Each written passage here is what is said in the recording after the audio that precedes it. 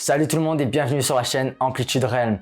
Dans la vidéo d'aujourd'hui, on va parler des pompes et plus précisément comment réaliser votre première pompe. Donc si vous n'arrivez toujours pas à en faire, regardez bien cette vidéo jusqu'à la fin. Je vais vous montrer les progressions étape par étape pour pouvoir réaliser votre première pompe assez rapidement.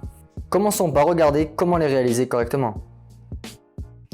Alors, on va se retrouver au sol pour commencer et on va placer nos mains à un écart d'environ une fois la largeur des épaules, tout en plaçant ces derniers au-dessus des poignets. Ensuite, on viendra se mettre sur la pointe des pieds. À partir de là, on veut éviter de rehausser nos épaules et de laisser tomber notre poids sur nos bras. On veut donc bien dépresser nos épaules et protracter légèrement nos omoplates afin de bien stabiliser nos épaules et de se retrouver dans une bonne position. En ce qui concerne les cervicales, on veut une position le plus neutre possible. On va donc tout simplement regarder droit devant nous. On veut aussi éviter de cambrer le bas du dos. Pour ce faire, on va renverser le bassin vers l'arrière et on va contracter nos fessiers ainsi que légèrement notre sangle abdominale. Il ne vous restera alors plus qu'à fléchir les bras pour descendre le plus droit possible avant de pousser et remonter dans la position initiale, là aussi le plus droit possible. Ensuite, on va éviter deux erreurs plus ou moins communes. La première, c'est celle de diriger les coudes vers le sol et la deuxième, celle de les diriger vers l'extérieur. On veut vraiment les garder vers l'intérieur tout en gardant les coudes au-dessus des poignets. Une fois en haut, vous pouvez éventuellement protracter vos omoplates au maximum afin de bénéficier d'un exercice complet. Cela activera les muscles autour de vos articulations et renforcera vos épaules et aidera à les garder en bonne santé. En plus de ça, ils vous prépareront aussi à des mouvements un peu plus avancés au poids du corps si vous le souhaitez. Notez bien que lors de la descente, vos omoplates se rapprocheront l'une de l'autre, c'est normal. Donc voilà, vous savez comment réaliser des pompes de manière correcte. Il vous faut maintenant construire la force nécessaire pour les réaliser. Et pour ça, il y a plusieurs façons, évidemment. Il y a plusieurs manières, que ce soit au poids du corps ou avec du poids externe. Donc évidemment, dans cette vidéo, on ne parlera que d'une seule manière pour simplifier les choses. C'est la manière que moi, je recommande et elle a fait ses preuves. Et on évitera aussi donc de parler des méthodes avec du poids externe, donc simplement au poids du corps. Alors, en ce qui concerne les progressions pour les pompes au poids du corps, on pense souvent aux pompes inversées où on va réduire graduellement la hauteur des mains jusqu'à se retrouver au sol ou encore les pompes à genoux.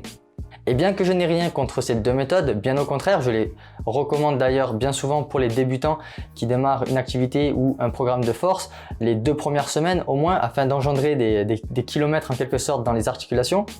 Je ne les trouve pas optimales pour le développement de la force pour pouvoir réaliser vos premières pompes. C'est là qu'entrent en compte les excentriques. D'ailleurs, en parlant des excentriques, j'ai fait une vidéo plus en détail là-dessus sur comment développer de la force au poids du corps et je vous invite vraiment à aller la regarder puisque j'en parle vraiment en détail et ça vous aidera à bien comprendre comment les utiliser dans un développement de la force au poids du corps. Donc la phase excentrique, c'est quoi? C'est tout simplement la phase descendante d'un mouvement. Donc en ce qui concerne les pompes, c'est fléchir les coudes pour arriver en bas du mouvement. Et puisqu'on veut se servir de cette phase pour gagner en force, on va donc ralentir le mouvement afin d'avoir un certain temps sous tension qui est donc entre 7 secondes et 10 secondes maximum. On n'essaiera pas d'aller au-delà de 10 secondes, voilà, pour plusieurs raisons, notamment physiologiques, qui iraient un petit peu à l'encontre de ce qu'on cherche à faire ici. Donc évidemment, pas tout le monde arrivera à tenir entre 7 secondes et 10 secondes dans un premier temps. Donc au début, essayez de tenir au moins 3 secondes et répétition après répétition, séance après séance, essayez d'augmenter votre temps sous tension jusqu'à tenir cette fourchette entre 7 secondes et 10 secondes.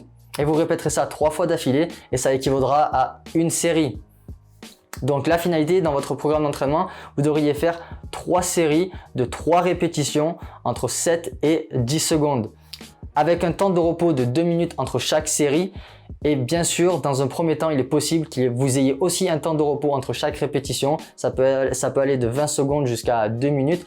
Mais voilà, le but, c'est de faire en sorte de réduire ce temps de repos entre les répétitions jusqu'à ne pas en avoir. Et donc, vraiment enchaîner vos répétitions les unes après les autres. Encore une fois, je vous invite vraiment à aller regarder la vidéo sur comment gagner en force au poids du corps. J'explique vraiment tout ça en détail.